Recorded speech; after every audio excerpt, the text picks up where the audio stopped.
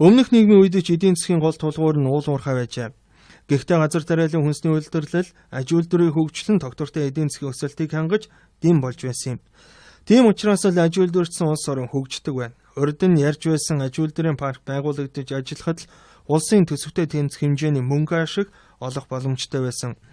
Үүнтэй адил одоо яригдж байгаа нефть боловсруулах үйлдвэр, зэсийн үйлдвэр ашиглалтанд ороход өнөө байгаа шиг хямралыг даван туулах боломж бүрдэх юм. Учир нь түүхийн үдийг боловсруулан гаргах нь үнийг хэд дахин өсгөх боломжтойгоос гадна тогтвортой орлого олох боломжийг бий болгож байдаг юм. Зэс сайлах цэвэршүүлэх үйлдвэрээ байгуулах гэдэг шийдвэрээ гаргасан борон төрд.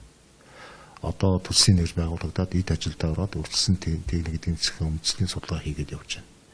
Энэ ондоо батагаад дуусгах болов гэсэн төлөвтэй байгаа. Болж игэл эрх хичээл үүдээр хөрөнгө оруулагчдад тодруулаад үйлдвэрээ барих ажлыг эхлүүлж гэж байгаа. Энэ үйлдвэр бол дотоодынхаа хэрэгцээг хангах тийм ээ.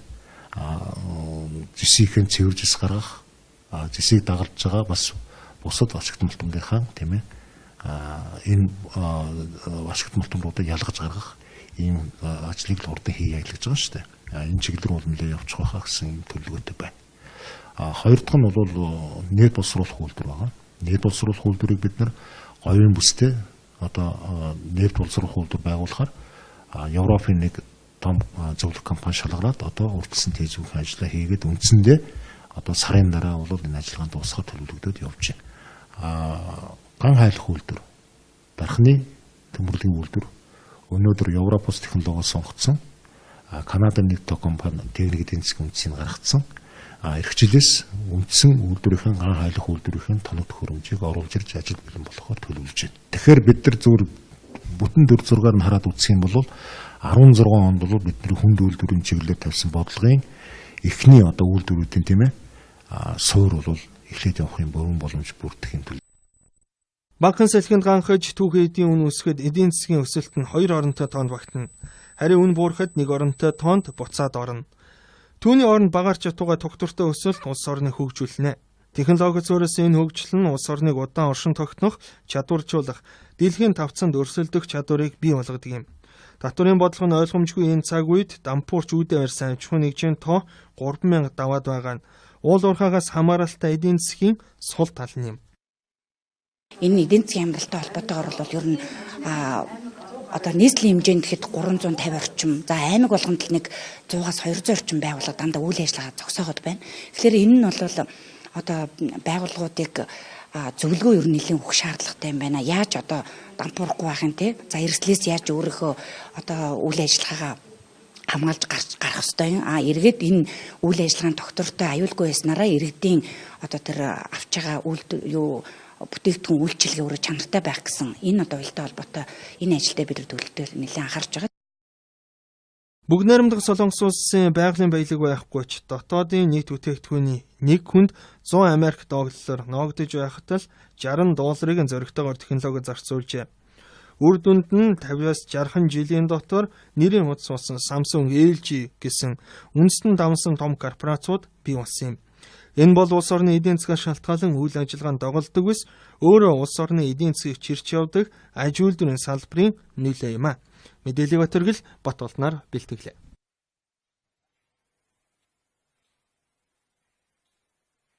Эдийн засгийн үндэсийг гаргацсан.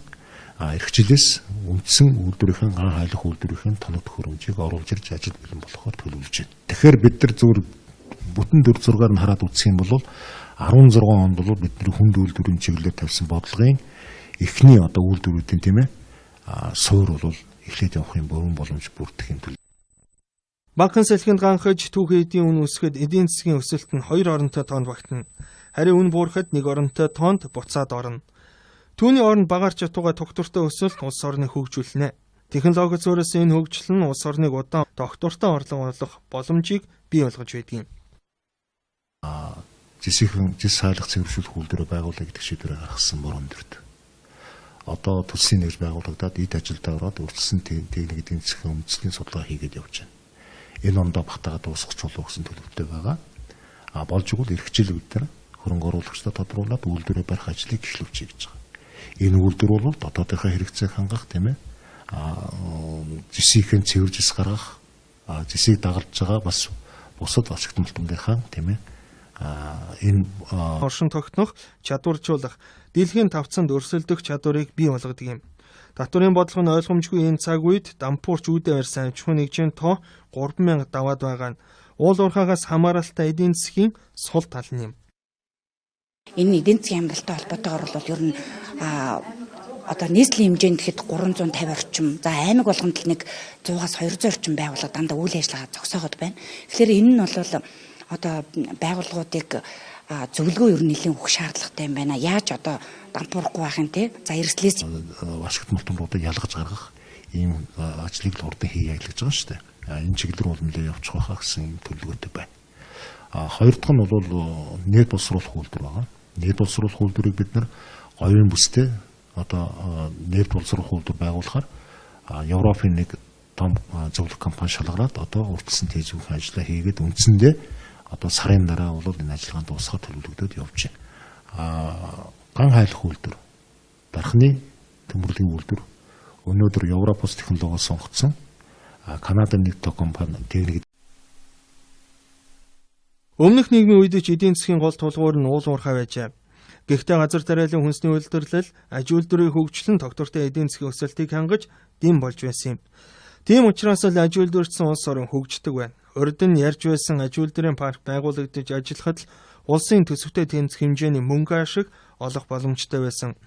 Үүнтэй адил одоо яригдж байгаа нийт боловсруулах үйлдвэр, зэсийн үйлдвэр ашиглалтанд ороход өнөө байгаа шиг хямралыг даван туулах боломж бүрдэх юм. Учир нь түүхийн үдийг боловсруулан гаргах нь үнийг хэд дахин өсгөх боломжтойгоос гадна